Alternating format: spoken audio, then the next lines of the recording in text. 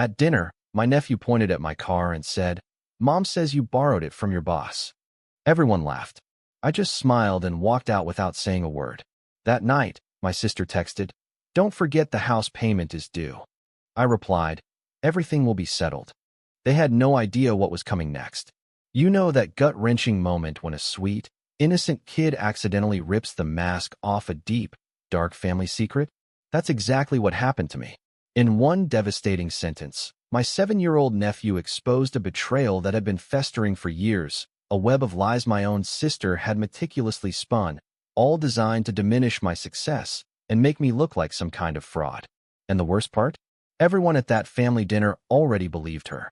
I'm Archer, 35, a software engineer who clawed his way out of rural Michigan to make it big in Seattle's tech scene. I'd worked my butt off. But back home, at our monthly family dinner, Tyler, my nephew, bless his heart, pointed at my brand new Tesla, all shiny and midnight blue, and just innocently blurted out, "Mommy says you borrowed that car from your boss to look important." The whole room snickered. My sister, Megan, Tyler's mom, actually feigned embarrassment. My heart sank. I just smiled, though, didn't say a word, and left. That night, she texted me, "Don't forget the house payment is due." My response was simple, chillingly so. "Everything will be settled." She had no idea what I meant, not yet. But she was about to. See, I grew up in a tiny farming community outside Grand Rapids, Michigan.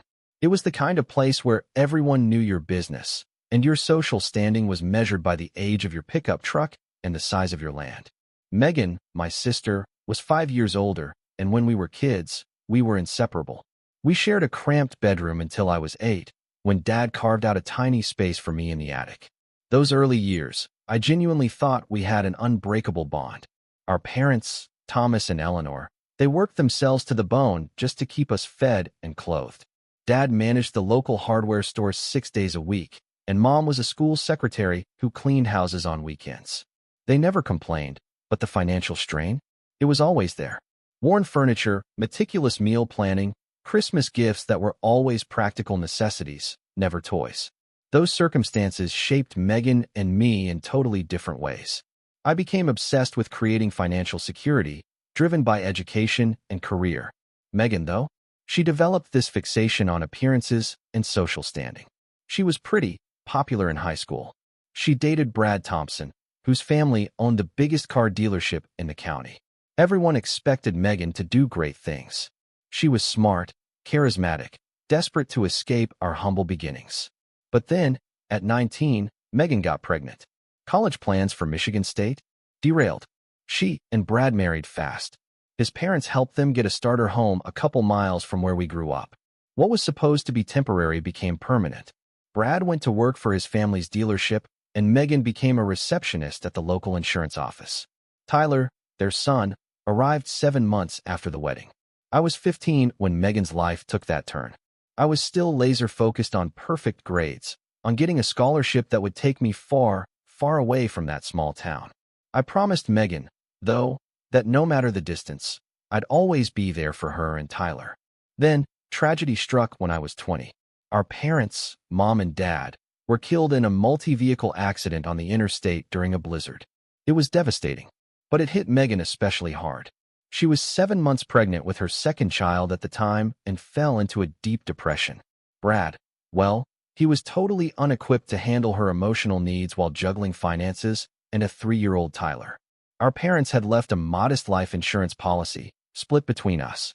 Instead of using my half for college, like they'd intended, I gave a huge chunk of it to Megan and Brad for a down payment on a bigger house. Their growing family needed stability, and I convinced myself that helping them was exactly what Mom and Dad would have wanted. So, I worked 3 jobs, stocking shelves at the supermarket before dawn, answering phones at a law firm during the day, delivering pizzas at night. 2 grueling years later, I transferred to the University of Michigan to finish my computer science degree. Every holiday, every summer break, I'd go home. I brought gifts for the kids. I helped with household projects Brad just never seemed to find time for. After graduation, I landed an entry-level programming job in Detroit. The salary was modest, but it was my foot in the door. I lived in a studio with secondhand furniture, drove a beat-up 15-year-old Honda with almost 200,000 miles.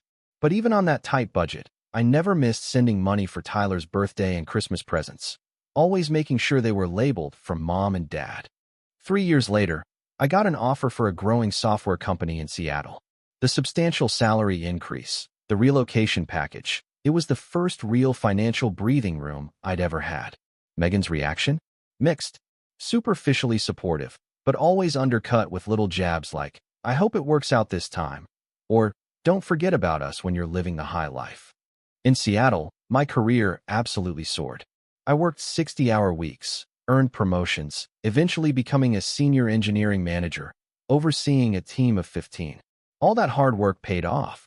Stock options, bonuses, a salary that finally reflected my expertise. And through it all, I kept close ties with Megan's family, flying back for holidays, sending generous gifts. When Brad's attempt to open a second dealership location failed, I loaned them $15,000. Never saw it back.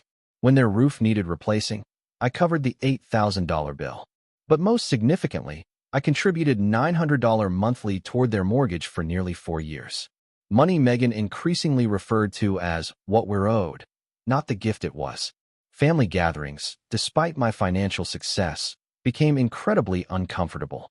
Brad's parents, Judith and Howard, they were pleasant enough, but they clearly saw me as the family oddball who abandoned small-town values for city living. Brad's brother, James, and his wife, Sarah, were more welcoming. But even they seemed to accept Megan's carefully constructed narrative about my life.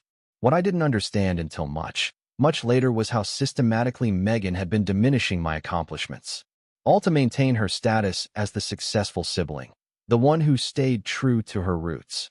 While I was building a career through relentless effort, she was building a fiction about my life. And that fiction was about to unravel in the most painful way possible. It was the last Saturday in April, unseasonably warm in Michigan. I was driving from my hotel to Megan and Brad's for monthly family dinner.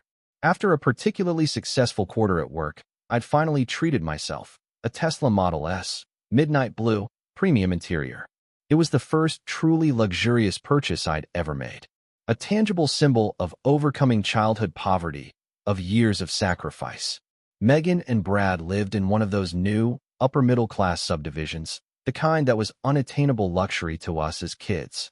Their 4-bedroom colonial, manicured lawn, 3-car garage, it projected exactly the image of success Megan had always craved. I pulled into their curved driveway, parking behind Brad's dad's Cadillac Escalade. Tyler, my nephew, was the first to spot me. He raced out the front door, socks on, despite Megan yelling after him to put on shoes. "Uncle Archer! Uncle Archer!" he shouted, his 7-year-old enthusiasm infectious as he skidded to a stop next to my car. "Whoa, is this yours? It's so cool." I climbed out, giving him the high five he always waited for. "Hey, buddy."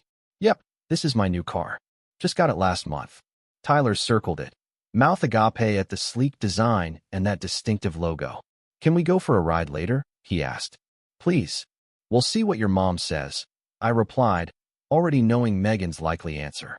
I grabbed my overnight bag and the gifts, a science kit for Tyler, a doll for Emma, his 4-year-old sister, and an expensive bottle of scotch for Brad. The front door opened wider, and Megan appeared. Floral sundress, an expression that was trying to decide between welcoming and appraising. "Well, look who finally arrived," she called out, a tight smile on her face. "We were beginning to think you might have gotten lost." "Flight was on time for once," I replied, climbing the steps to accept her brief, perfunctory hug. Traffic from the airport wasn't bad either. "That's quite the rental car," she commented, eyes flicking to the Tesla and back to my face. "Not a rental," I corrected gently. "Finally bought something nice for myself."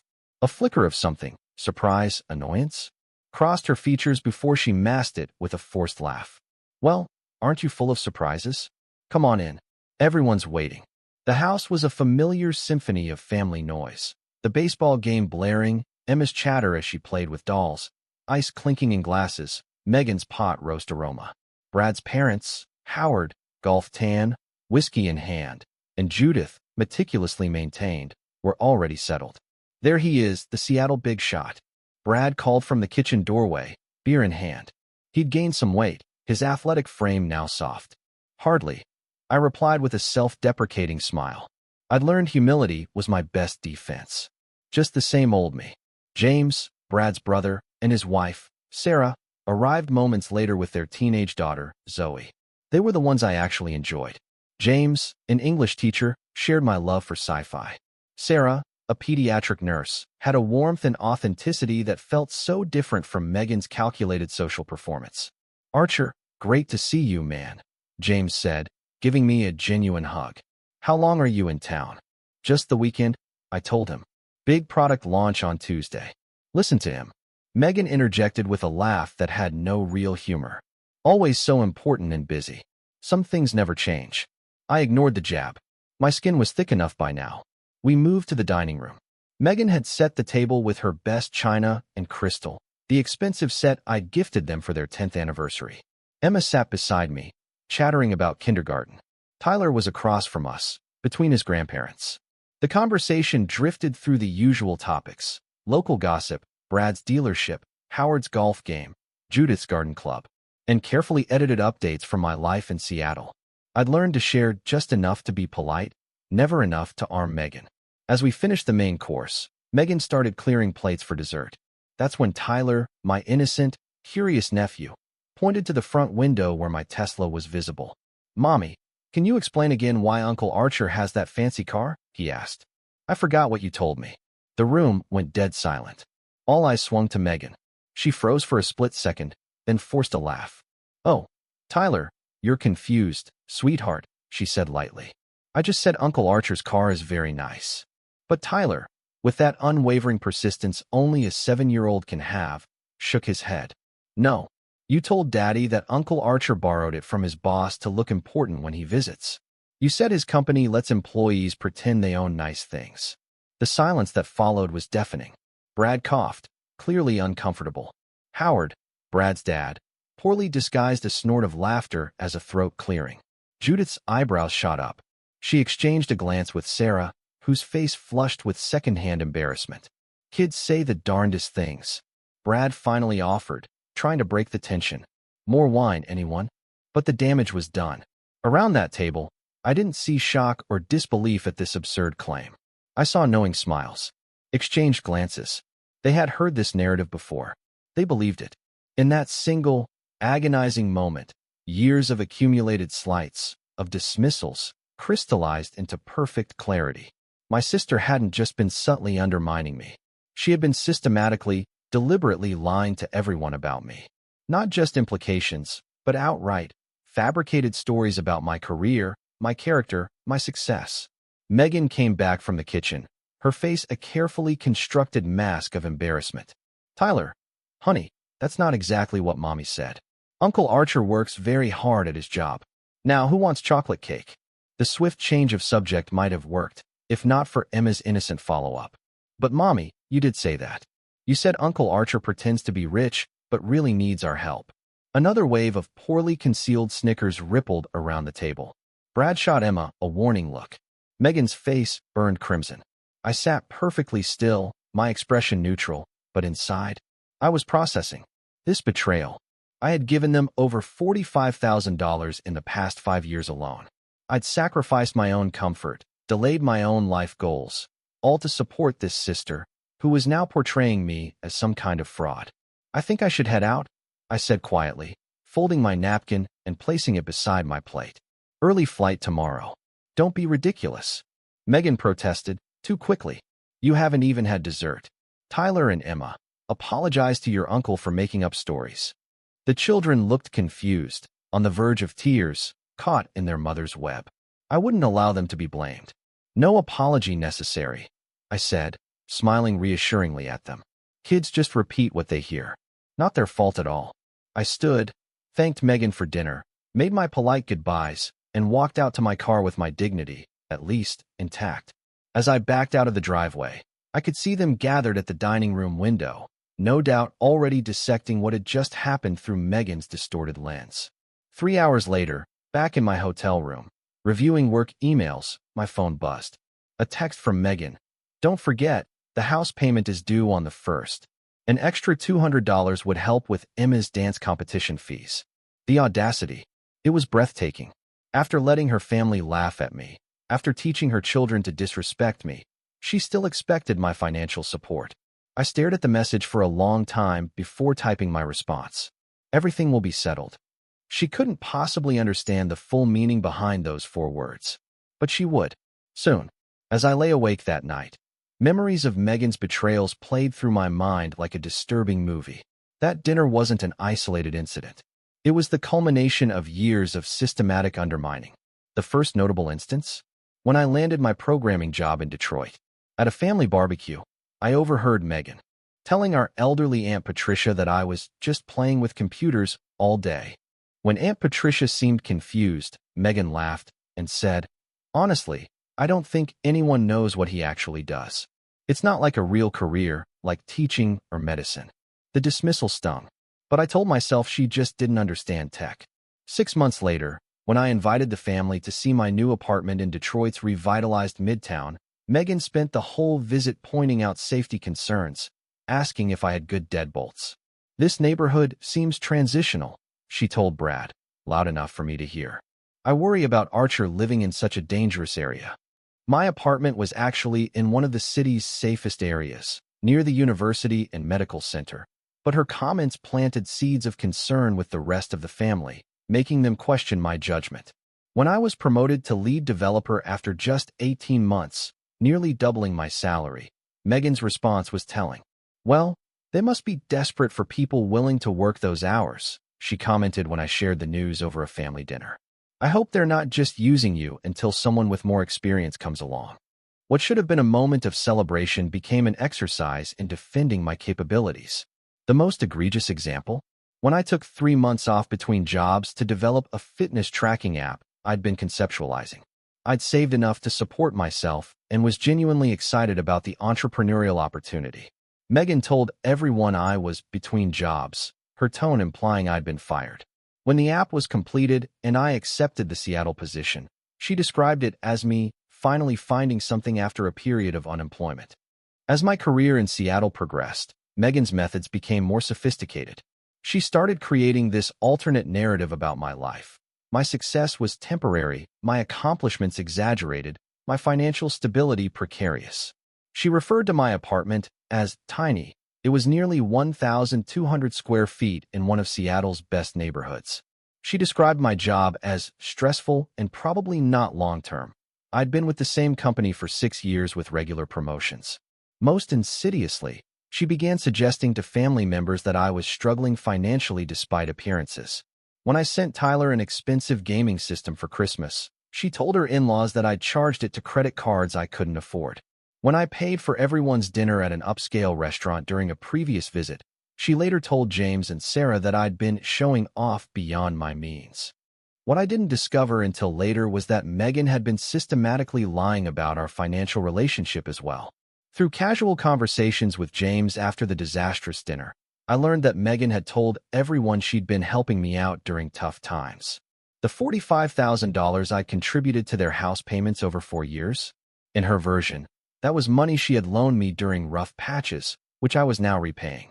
The $15,000 I'd given for Brad's failed business expansion? Megan claimed that was money they had inherited from our parents that I had borrowed when I moved to Seattle and was slowly returning. The $8,000 for their roof? A generous gift from them, when I couldn't afford to fix plumbing in my apartment. Each revelation was more painful than the last. The question that haunted me wasn't why Megan would construct such elaborate lies. It was why I had allowed myself to be exploited for so long. The financial support I provided wasn't just generous. It was excessive, to the point of self-sabotage. While making their house payments, I'd delayed buying my own home. While funding Brad's business venture, I'd postponed investing in my retirement accounts. While covering their emergencies, I'd worked overtime and sacrificed my own comfort. The psychological toll was even greater than the financial one. For years, I'd endured subtle jabs and dismissive comments, always making excuses for Megan's behavior. She doesn't understand my industry. She's insecure about her own choices. She's under pressure from Brad's status-conscious family. Each time I visited, I watched Megan work to maintain her image as the successful sibling who had stayed true to their hometown values, while I was portrayed as the somewhat pathetic outsider who had sacrificed personal connections for a precarious career in a distant city. The more I reflected, the more I recognized the sophisticated manipulation. Megan would praise me in one breath. Archer is so smart with computers, and undermine me in the next. Though I worry all those hours staring at screens is why he can't maintain relationships. She'd thank me for gifts to her children, then imply to others that they were an attempt to buy affection I couldn't earn naturally. Most painful was the realization that I'd enabled this treatment through my own desire to maintain family harmony. After losing our parents, Megan and her children represented my only real family connection. I tolerated the disrespect, absorbed the financial burden, and swallowed my pride, all to preserve a relationship that, in reality, existed only on her exploitative terms. The incident with Tyler pointing at my car was simply the most public manifestation of a pattern that had existed for nearly a decade. The snickers around the dinner table confirmed what I'd suspected but been unwilling to face. Everyone in Megan's circle had accepted her fictional narrative about my life. My own accomplishments had been twisted into a story that diminished rather than celebrated my success. As dawn broke over the hotel parking lot, I made a decision. The pattern would end now. No more money. No more silent acceptance of disrespect. No more allowing Megan's insecurity to define my relationship with my niece and nephew. It was time for the truth, delivered not with anger, but with the calm, unshakable certainty of someone who finally recognizes their own worth. The morning after that disastrous dinner, I sat in my hotel room with a cup of mediocre coffee, watching the sunrise and formulating a plan. My first instinct, honestly, was emotional. Cut ties completely. Walk away. Never look back. But that approach would only reinforce whatever twisted narrative Megan would inevitably construct about my departure. I needed to be strategic, methodical, and above all, factual. I opened my laptop and started a spreadsheet, documenting every single financial contribution I'd made to Megan and Brad over the years. Bank transfers for their mortgage payments, 81 of them, $900 each. The $15,000 wire transfer for Brad's business venture. The $8,000 check for their roof repair. Countless smaller expenses. Birthdays, Christmas, Tyler's baseball equipment, Emma's dance lessons, even a family vacation to Disney World that I'd largely funded but couldn't attend due to work. The total was staggering, nearly $73,000 over 8 years. Not loans, not investments, gifts. Gifts I'd never expected to be repaid, given out of love and familial obligation. Gifts that Megan's lies had transformed into evidence of my dependence rather than my generosity. Next, I pulled up my employment history, offer letters, promotion announcements, performance reviews, stock option grants. Documentation of my actual career trajectory, not Megan's fictional account. I downloaded statements showing my investment portfolio, my retirement accounts, and the recent purchase agreement for my Tesla, all paid in full. No financing involved. While compiling these materials, I noticed a new email from Brad's brother, James. Hey, sorry about last night. Can we talk before you leave town? I suggested meeting for breakfast at my hotel. An hour later, James arrived, looking uncomfortable but determined. That was pretty awful, he said after ordering coffee. Sarah and I were talking about it all night. We had no idea Megan had been, well, saying those things about you. How long has it been going on? Years, I guess, I replied quietly. James sighed, running a hand through his thinning hair. At first, it was just little comments about how you were struggling to find your footing in Seattle. Then, gradually, it evolved into this whole narrative about how she was helping support you while you tried to establish yourself. And you believed her? His expression was pained. I should have questioned it more. The stories never quite aligned with what I could see of your life, but Megan was always so convincing. She'd show us texts from you thanking her for help. Talk about how you called her for advice on financial matters. Those texts were thanking her for forwarding my mail, I explained. The financial discussions were me offering to help them, not the other way around. James nodded slowly. I'm starting to see that now. Look, Archer, I feel terrible. What can I do to help fix this? His sincerity was touching, but the situation required more than one ally's support. Just tell the truth if it comes up, I replied. I'm going to address this directly. After James left, I called Dr. Rivera, my therapist in Seattle. This was bound to happen eventually, Dr. Rivera said after I recounted the dinner incident. What's important now is that you establish clear boundaries while taking care of your emotional health. I'm planning to confront her, I explained. Not emotionally, but with documentation of everything. The money, my career, all of it. That approach makes sense, he cautioned. But prepare yourself for defensive reactions. People who've created false narratives often respond to truth with even more elaborate deceptions. The key is to remain grounded in facts while accepting that some relationships may be permanently altered by this confrontation. Next, I called Jessica, my financial advisor. I've been telling you for years that your support of your sister's family was excessive, she reminded me. From a purely financial perspective, ending these payments is long overdue. That money should be going toward your own goals, the home purchase you've been planning, the startup idea you've been developing. I know, I acknowledged. Family obligations are complicated. They are, she agreed. But financial boundaries are part of healthy family dynamics. I'm sending you a summary of what those contributions would have amounted to if invested over the same period. Seeing the opportunity cost might strengthen your resolve. The document she sent was sobering. Had I invested that $73,000 instead of giving it to Megan and Brad, it would have grown to nearly $110,000, given market performance. My next call was to my boss, Catherine. I explained I needed to extend my time in Michigan by 2 days for a family matter. Take whatever time you need, she said. The team has the launch under control. Family comes first. The irony wasn't lost on me.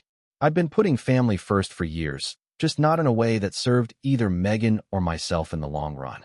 By enabling her behavior, I'd become complicit in it. By mid-afternoon, I had a comprehensive plan.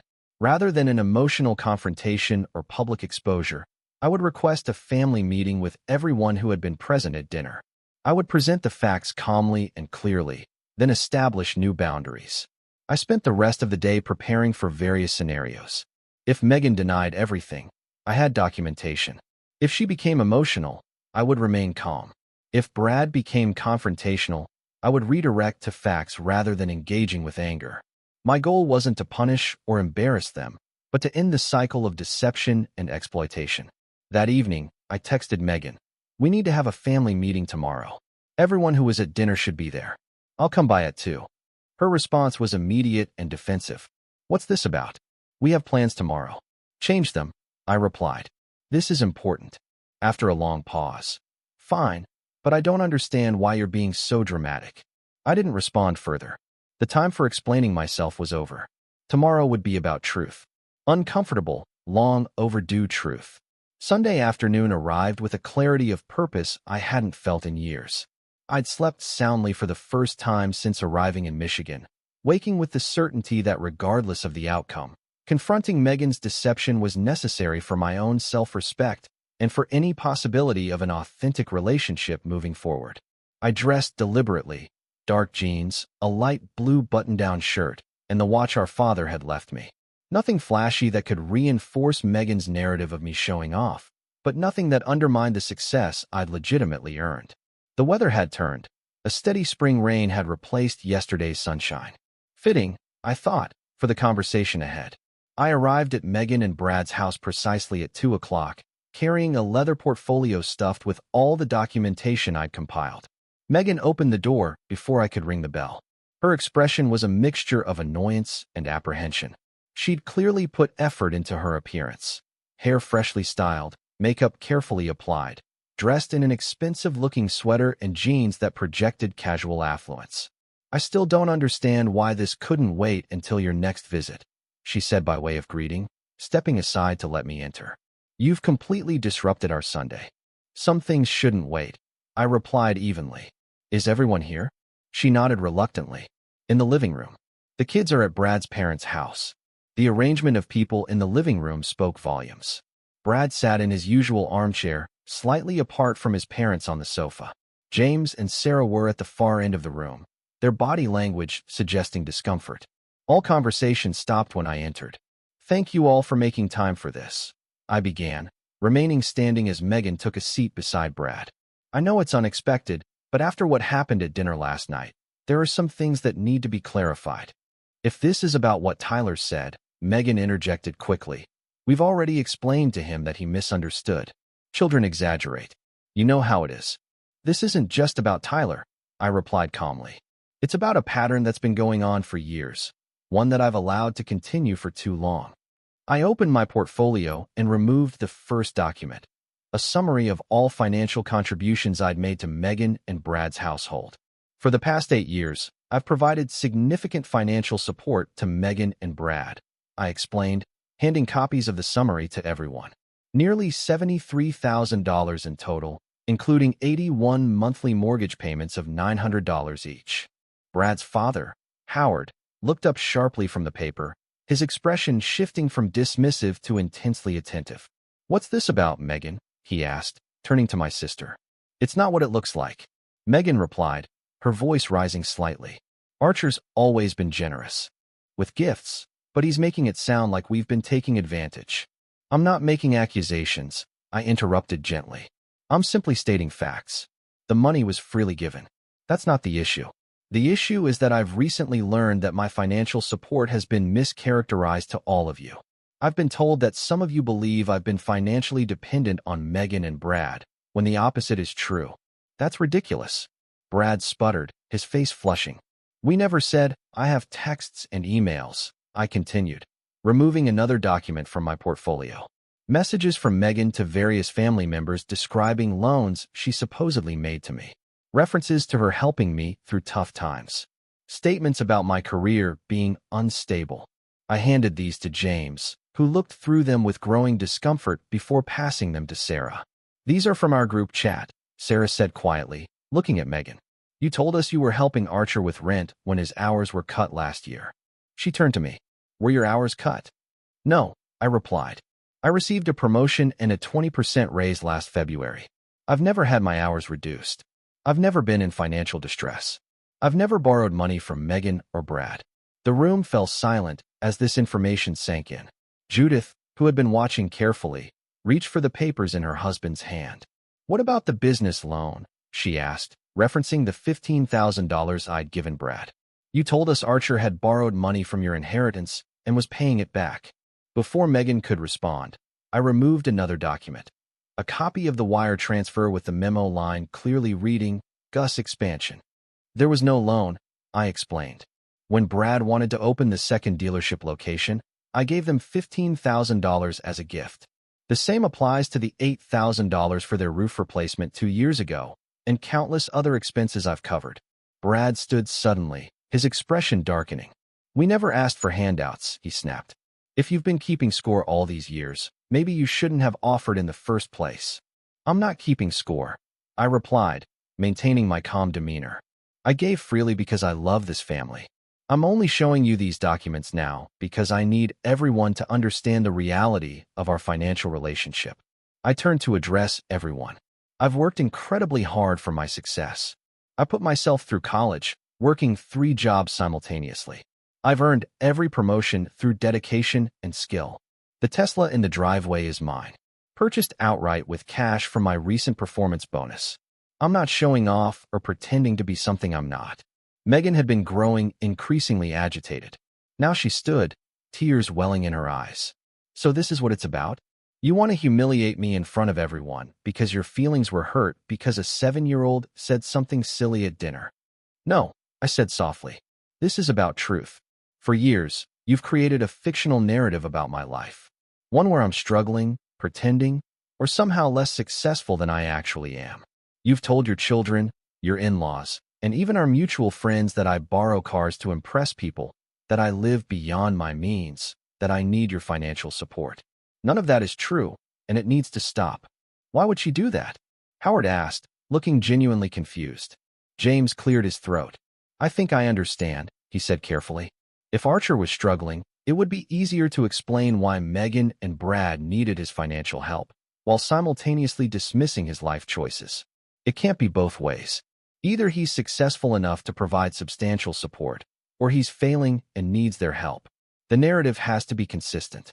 Megan collapsed back into her seat, tears now flowing freely. "You don't understand what it's like," she cried, her voice breaking. "You left. You went to college, built a fancy career, moved to a glamorous city. Do you know what happened to me? I got pregnant, married young, and stayed in the same town doing the same things with the same people forever. I never judged your choices, I replied gently. You didn't have to, she cried. Your life judges mine every day. Every promotion, every trip you take, every success you have reminds me of everything I gave up. And yes, I've been jealous and resentful. Is that what you want me to admit? Brad moved to her side, placing a hand on her shoulder that she immediately shrugged off. And you? She turned on him. You were happy enough to take his money while laughing behind his back about how he thinks he's better than us. Brad's face paled. That's not fair, Megan.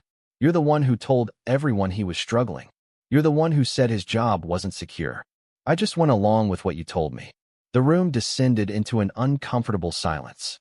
The extent of the deception was now laid bare for everyone.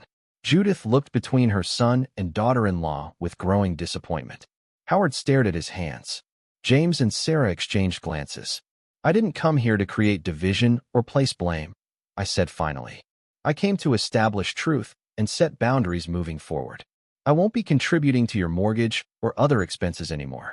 Not because I'm angry, but because it's created an unhealthy dynamic between us. So, you're cutting us off completely? Megan asked, a note of panic entering her voice. I'm ending financial support that's been misrepresented and taken for granted, I clarified. I'm still your brother. I still want to be part of Tyler and Emma's lives. But moving forward, our relationship needs to be based on mutual respect and honesty. And if we need help? Brad asked, his tone somewhere between defensive and concerned. Then we can discuss it openly and honestly, I replied. But no more monthly payments. No more expecting me to cover emergencies or extras without acknowledgement. And absolutely no more diminishing my career or success to make yourselves feel better. I gathered my documents, returning them to the portfolio. I'll be leaving for Seattle tomorrow morning. I've said what I needed to say. What happens next is up to all of you. As I turned to leave, James stood. I'll walk you out. In the foyer, away from the others, he spoke quietly. That took courage. For what it's worth, Sarah and I should have questioned Megan's stories more carefully. The inconsistencies were there if we'd been paying attention. It's not your responsibility, I assured him. We all believed what we wanted to believe. What now, he asked. Will you cut contact completely? I shook my head. That's not what I want. But real relationships can't be built on lies and manipulation. The ball is in their court now. As I drove away from the house, a complex mixture of emotions washed over me. Relief at having finally spoken my truth, sadness for the pain it had caused, uncertainty about what would remain of my relationship with my sister and her family. But beneath it all was a foundation of self-respect that had been missing for too long.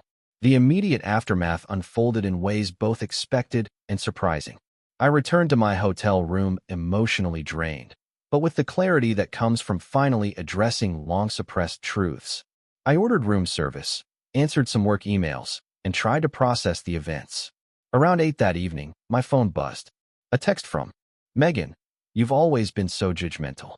I hope you're satisfied with yourself for destroying this family. I didn't respond. Classic projection. Dr. Rivera had warned me about this. Engaging would only fuel the fire. 15 minutes later, Brad called. His voice was tight with controlled anger. You could have addressed this privately with us, he said, without preamble. Did you have to embarrass Megan in front of my entire family? The deception wasn't private, I replied calmly. The narrative about me was shared with everyone. The correction needed to be equally comprehensive. My parents are questioning everything now, he continued. Dad's talking about financial responsibility, and Mom's asking how we could have accepted so much money from you while. He trailed off. While what? I prompted. A heavy sigh came through the line. While saying the things we said. He paused. Look, I know how it appears, but you have to understand Megan's position. She's built her whole identity around being successful here, being the one who made the right choices. Your success threatens that narrative. My success is the result of my choices and hard work, I pointed out. It doesn't diminish hers unless she allows it to. Easy for you to say, he muttered. Anyway, I didn't call to argue. I wanted to ask about the mortgage payment. Were you serious about stopping it completely? We've built our budget around that money. The audacity was still breathtaking. Yes, I was serious. You've had 81 payments from me. That's $72,900 toward a house I don't live in. It's more than enough. We can't just adjust our budget overnight, he protested. At least give us a few months to, I interrupted firmly. The payment stopped now. You make a good living at the dealership, Brad. You and Megan need to live within your means. The line went silent for several seconds before he responded with a cold, fine. Don't expect to see much of the kids then. The threat hit its intended target. Tyler and Emma were innocent in all this, and the thought of losing my relationship with them was painful. But I recognized the manipulation tactic for what it was. Using the children as leverage is beneath you, I said quietly. Think about what that teaches them. He hung up without responding. I was just preparing for bed when another knock came at my hotel room door. Looking through the peephole, I was surprised to see Tyler standing there, with James behind him. I opened the door immediately. What's going on? James looked apologetic. Tyler overheard some of the conversation after you left. He was really upset and insisted on seeing you. I hope that's okay. I texted Megan that he's with me. Tyler launched himself at me in a fierce hug. I'm sorry, Uncle Archer. I didn't mean to make everyone mad. I knelt to his level, returning the hug. Hey, buddy. You didn't do anything wrong. Grown-ups sometimes have complicated disagreements that have nothing to do with you. But everyone was yelling after you left, he said, his voice small. Mommy was crying, and Grandma kept saying she was disappointed. Dad slammed the door and drove away. I let him to sit on the edge of the bed while James leaned against the wall, giving us some space. Tyler, listen to me, I said, looking directly into his eyes. None of this is your fault. What you said at dinner just brought some grown-up issues into the open that needed to be discussed. But Mommy said I embarrassed her by repeating private things. Adults shouldn't tell children things they don't want repeated, I explained gently. You were just being honest, which is exactly what you should always do. He considered this for a moment. Is it true that you bought your car yourself? Mom said you were just pretending. Yes, I bought it myself, I confirmed. I work very hard at my job, and sometimes I'm able to buy nice things because of that hard work. Cool, he said, his demeanor brightening slightly. Can we still go for a ride sometime? Absolutely. I promised, though unsure when that opportunity might actually arise. Anytime I'm visiting.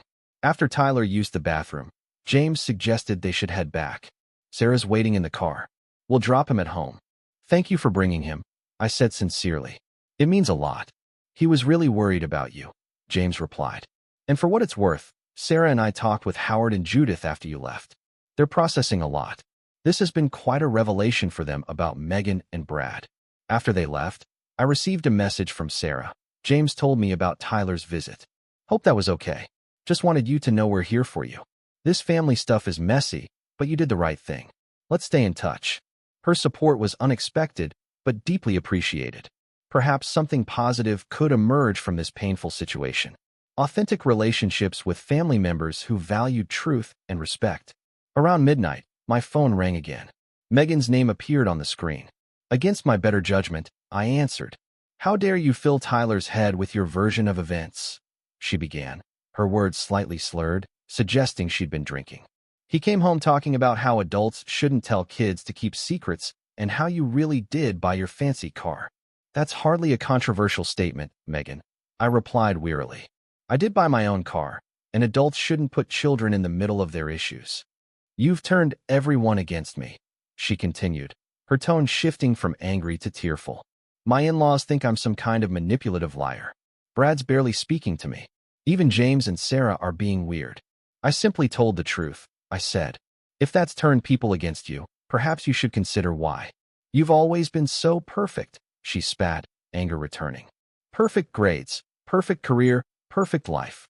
Some of us make mistakes, Archer. Some of us have regrets.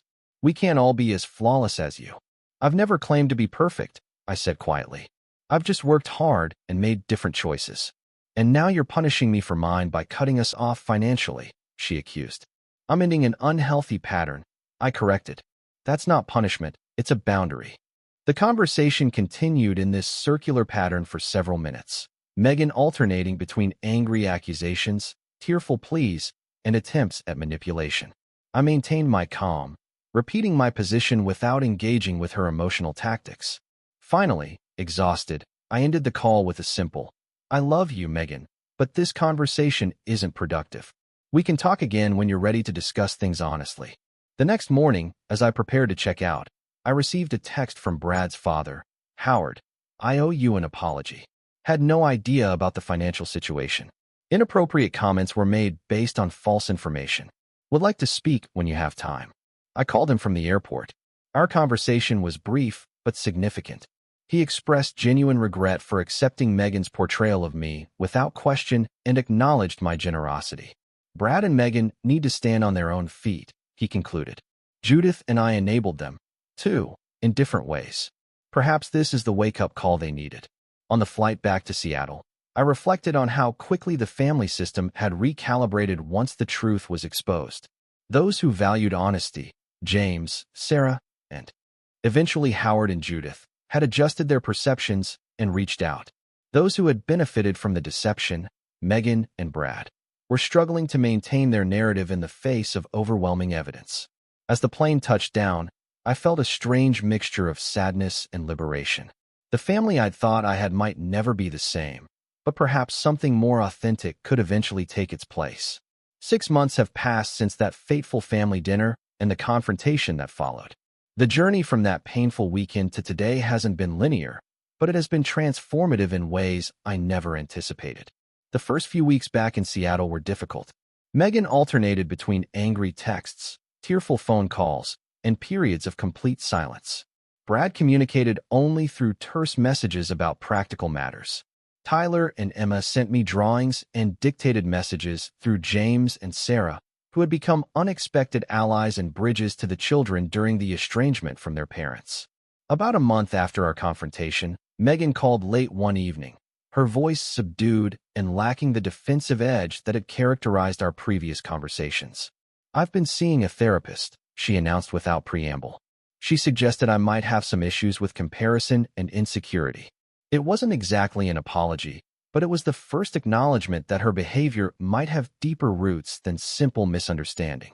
Our conversation that night was cautious, but more honest than any we'd had in years. She didn't directly address the lies, but she did admit to feeling overwhelmed by jealousy when hearing about my career advancements. 2 weeks later, Brad reached out with a more direct approach. "I should have questioned Megan's stories about you more carefully," he admitted. "And I definitely shouldn't have gone along with them or repeated them to others. That was wrong, and I'm sorry."